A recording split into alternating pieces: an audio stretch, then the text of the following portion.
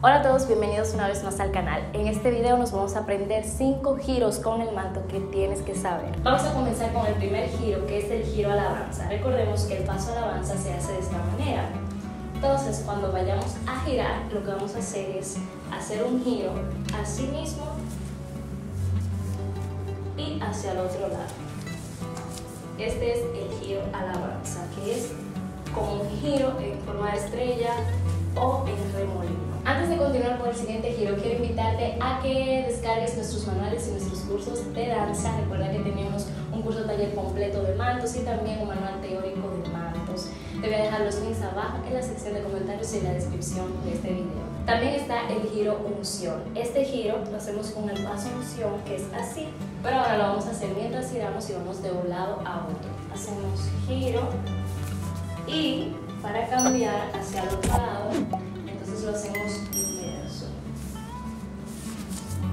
Lo hacemos inverso por la otra mano, comenzando con la mano izquierda. Entonces primero comenzamos con la derecha, por arriba, y luego giramos con la izquierda hacia atrás.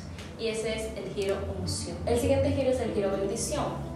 Recordemos que el paso de bendición se hace de esta manera, abajo y arriba.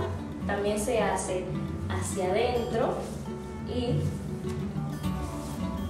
ese es hacia adentro y hacia afuera. Entonces tenemos bendición hacia afuera,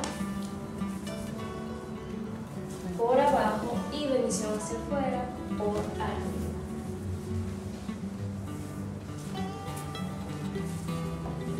Giramos y cambiamos, giramos.